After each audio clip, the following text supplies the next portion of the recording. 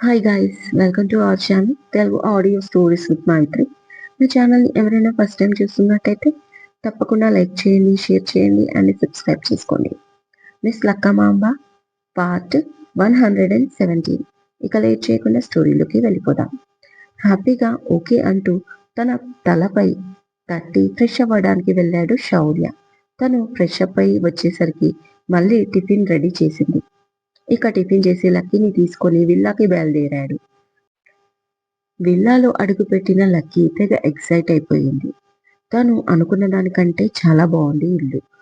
Ground floor లో ఒక పెద్ద hall, 2 bedrooms, open kitchen, guest room, living hall. పైగా విల్లా మొత్తం పాతకాలపు మండువ లోగిలి మోడల్లో కన్స్ట్రక్షన్ చేశారు. హాల్ మధ్యలో స్లాబ్ ఓపెన్ గా ఉంది. సూర్యరశ్మి వెలుతురు లోపలికి వచ్చేలా, అయితే దానికి గ్లాస్ ఫిట్టింగ్ తో ఉండడంతో వర్షం పడినప్పుడు మాత్రం వర్షం కనిపిస్తుంది, వాటర్ మాత్రం లోపలికి రాదు. అదైతే చాలా బాగా నచ్చింది లక్కీకి. ఊర్లో తన ఇల్లు గుర్తుకొచ్చింది. అదే శౌర్యకి చెప్పింది. ఇక పైన ఓన్లీ 1 బెడ్రూమ్ అండ్ శౌర్య వర్కౌట్లు చేసుకోవడానికి జిమ్ కి కేటాయించాడు. చుట్టూ మిర్రర్స్ తో. ఇక ముందు భాగం ఓపెన్. పైగా ఫుల్ గా కట్టేస్తే మళ్ళీ పైనుంచి వెళ్తురు కిందికి రాదు కదా, అందుకే అలా పైన 2 రూమ్స్ మాత్రమే ఇచ్చారు. ఇలా చెప్తూ ఇల్లంతా చూపించాడు. మొత్తానికి ఇల్లు చూసి ఫుల్ గా హ్యాపీ అయిపోయింది లక్కీ. బావా, నా రూమ్ ఏది అని అడిగింది. ఉంది కదే, పైన మాస్టర్ బెడ్రూమ్ అన్నాడు. ఓకే, కింద మాస్టర్ బెడ్రూమ్ అత్తకి అని చెప్పావు, మరి పైన నాకు, నీకు మరి రూమ్ అని అడిగింది పిచ్చి లక్కీ తనని చిరాగ్గా చూస్తూ. అసలు నువ్వు ఆలోచించే మాట్లాడతావా, నోటికి వచ్చింది మాట్లాడతావా అని అడిగాడు శౌర్య. అదేంటి బావా అలా అన్నావు అనగానే, మరేంటి, మొన్నటి వరకు నా రూమ్లోకి లగేజ్ తెచ్చుకుంటాను అని గొడవపడి ఇప్పుడేమో నీకు రూమ్ చూపిస్తే నా రూమ్ ఎక్కడా అని మళ్ళీ నన్నే అడుగుతున్నావు. నీకు బాడీ పెరిగింది కానీ బ్రెయిన్ అనేది లేదు అన్నాడు శౌర్య. అప్పుడు కానీ అర్థం కాలేదు లక్కీకి. ఓ అవును కదా బావా, ఇకపైన మనం ఇద్దరం ఒకే రూమ్ లో అంటూ సాగదీసి మరి సిగ్గుపడుతుంది లక్కీ. చాలే, నువ్వు సిగ్గుపడితే కూడా నాకు చిరాకుగా ఉంది. ముందు నీ రూమ్ చూసుకో అంటూ రూమ్ లోకి తీసుకెళ్లాడు. పైన రూమ్ చూసి చాలా సర్ప్రైజ్ అయిపోయింది. కింద మాస్టర్ బెడ్రూమ్ కంటే ఇంకా ఎక్కువ ఫెసిలిటీస్ ఉన్నాయి. ముఖ్యంగా డ్రెస్సింగ్ ఏరియాలో పెద్ద పెద్ద మిర్రర్స్ తో పాటు కబోర్డ్స్ చాలా ఎక్కువగా ఉన్నాయి. వాష్రూమ్ లో బాత్ టబ్బు, అది చూసి తెగ ఫీల్ అయింది.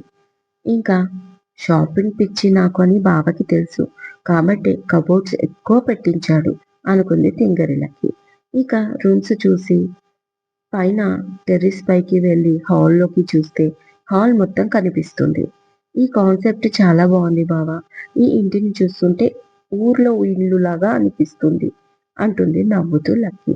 తన హ్యాపీనెస్ చూసి శౌర్య కూడా హ్యాపీగా నవ్వుతూ, నచ్చిందా అని అడిగాడు లాలనగా. చాలా నచ్చింది, చాలా అంటే చాలా చాలా చాలా అంది. అమ్మో అన్ని చాలాలా, నా వల్ల కాదు అన్నాడు శౌర్య. ఇక నవ్వేసింది లక్కీ. ఆ తర్వాత మొత్తం రౌండ్ తిరిగి చూస్తూ ఉండగా ఇంటి పక్కనే స్విమ్మింగ్ పూల్ రెడీ అవుతూ కనిపించింది. బావా, స్విమ్మింగ్ పూల్ కూడానా, వావ్ ఐ లైక్ ఇట్ అంది తెగ సంతోషపడిపోతూ. నీకు స్విమ్మింగ్ వచ్చా అని అడిగాడు శౌర్య. రాదు బావా అంది ఫేస్ డల్ గా అయిపోయింది లక్కీది. ఈ ఇంటికి షిఫ్ట్ అయ్యాక నేను నేర్పిస్తానులే అన్నాడు శౌర్య. అంతే, ఫుల్ హ్యాపీ అయిపోయిన లక్కీ. నిజంగానా అంది తన చిన్న కళ్ళు పెద్దవి చేస్తూ. హా అన్నాడు శౌర్య. ప్రామిస్ అంటూ చెయ్యి చాపింది చిన్న పిల్లల ఎక్సైట్ అయిపోతూ. నిజంగానే నేర్పిస్తానన్నాను కదా, స్విమ్మింగ్ బాడీకి మంచి ఎక్సర్సైజ్, ప్రతి పర్సన్ కి రావాలి. అయినా ఈ ఇంటిని చూసిన సంతోషంలో నువ్వు చాలా ఎక్కువ లావ్ అయిపోతావే తర్వాత, దాన్ని కంట్రోల్ చేయాలి కదా అంటూ టీస్ చేశాడు శౌర్య. పో బావా, నన్ను ఎప్పుడు ఏడిపించాలని చూస్తావు నువ్వు. సరే పద, మనం స్విమ్మింగ్ పూల్ దగ్గరికి వెళ్దాం అంటూ కిందికి వచ్చారు ఇద్దరు. కింద ఇంకా ఫర్నిచర్ అండ్ పెయింటింగ్ వర్క్ జరుగుతుంది. జాగ్రత్తగా, కాళ్ళకి కుచ్చుకుంటాయి అంటూ తన చేతిని పట్టుకుని నెమ్మదిగా తీసుకెళ్లాడు. అక్కడ కన్స్ట్రక్షన్ కాంట్రాక్టర్ రావడంతో శౌర్య అతనితో మాట్లాడుతూ ఉంటాడు. ఈలోపు లక్కీ పెయింటింగ్ అవన్నీ చూస్తూ ఇదెందుకు చేస్తున్నారు, అదెందుకు చేస్తున్నారు అని అడుగుతూ ఉంటుంది వర్కర్స్ ని. వాళ్ళు చెప్తూ ఉండగా నేను పెయింటింగ్ చేస్తాను అంటూ బ్రష్ పట్టుకుంది. వద్దమ్మా అంటున్నా వినకుండా గార్డెన్ లో బెంచ్కి బ్రష్ తో పెయింటింగ్ చేస్తుంది. తనని అలా చూస్తూనే శౌర్య కాంట్రాక్టర్ తో మాట్లాడుతూ ఉంటాడు.